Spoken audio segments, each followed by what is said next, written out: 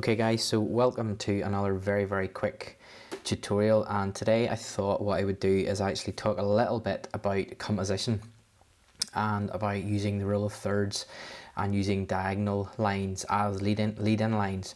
Now I've got a few images here which were taken last year at sunset, and I'm going to talk very briefly about them now. These are all raw files, so they haven't been edited yet, but the big thing I want to talk about is the rule of thirds and how we use lead-in lines. And this is one of the things that I love to do whenever I'm composing my images. So looking at the first one here, I'm using a diagonal lead-in line, which is this lovely set of jagged rocks that are leading the eye towards the Mourne Mountains, which is this set of mountains in the distance that obviously the sun is setting behind.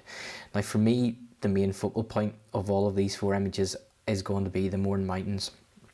So we look through some of the other images, again looking at the rule of thirds. When I bring up the crop tool, what I want to be doing is actually putting the Mourne Mountains in one of the thirds. So as you can see here, they're on the left hand third here, and I'm using this lovely diagonal rock here which is down on this third, and then this set of diagonal rocks are running the eye towards the Mournes in this particular image. If we move on to the next one, which is probably my favourite one out of all four of them, and I think one of the reasons it is obviously because the sky is much nicer. It's got a lot more colour in it, but the foreground, whenever I'm looking at my composition, the way I'd set it up, again using the Mournes on this top left third, and I have a lovely pool down in the bottom left third, and then another lovely set of jagged rocks. Now one of the things that whenever I'm trying to use diagonals, I want it to have the diagonal lines are leading the eye into the frame, and they're leading the eye into the area, the focal point, which again is the Mournes. So again, these ones down here are pointing in the way like this, and these ones over here again are pointing back in this way. So the eye can kind of start around here, goes into the image, then these ones again lead it that way towards the Mournes, and then obviously towards the really cool and really colourful sky behind it. And then the last one, I want to show you one which I actually don't think works as well. So if I just bring up these two images side by side, so the image on the left I think works much better compositionally because the diagonal lines are going back in that way, and they're actually leading the eye towards the Mournes, which are on that top third. This one here, whilst the foreground is actually really nice, whenever I was setting up the shot I made a bit of an error in that I probably should have been slightly further to the left and move the Mourne Mountains more to the left, because this diagonal line here is actually running the eye right out of the frame, and it's not actually running it towards the Mournes. So really whenever I was composing it, it'd have been much better if I had set it up that the Mournes, instead of being in the centre, were actually over here, so that whenever this diagonal line would run bang and would actually have the Mournes in this point. So out of all of them, I think I am probably going to edit this one here. This is my favourite one out of all of them, and I'm going to do a really fast edit here.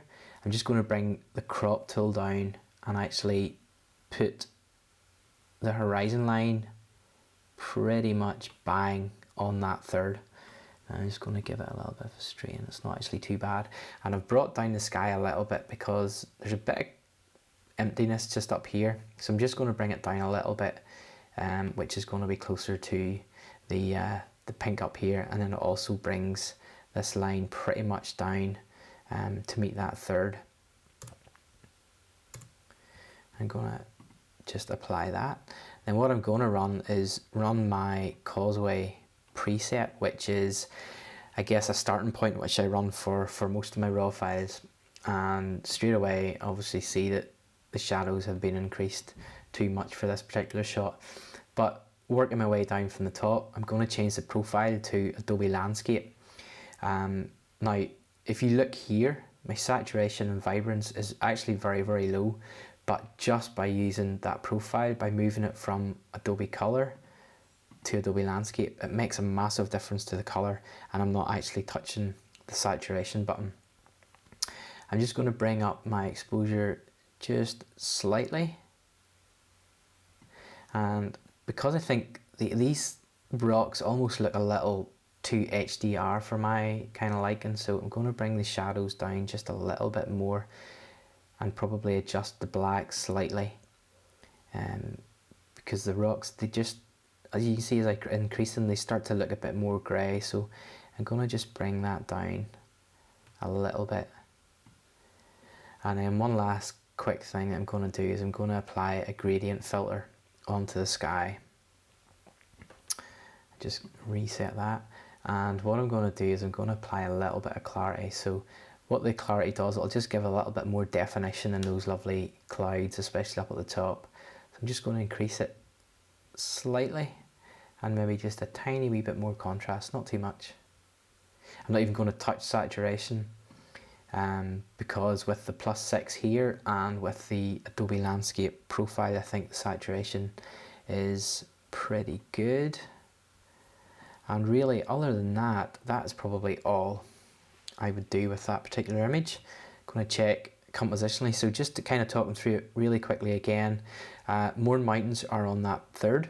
My horizon line is running along that top third as well. And I'm using these two sets of rocks, so this one here and this one here. So this one with the pool is in the bottom left. I'm using it to lead the eye into the frame, and then these ones here, I'm actually using it to lead the eye across towards the Mourne Mountains. And I think if the Mournes were actually over here, it probably wouldn't work as well, because the eye would be going from here, going to here, and then going back to here, and there would be nothing.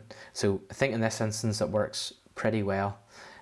So if you're out and about shooting, do have a little look at your screen and your camera. You can set up this rule of thirds on most cameras on the LCD screen or the viewfinder, and just think about that whenever you're composing your shots. Think about putting the main subject on one of these third points, so it could be here, here, here, or here.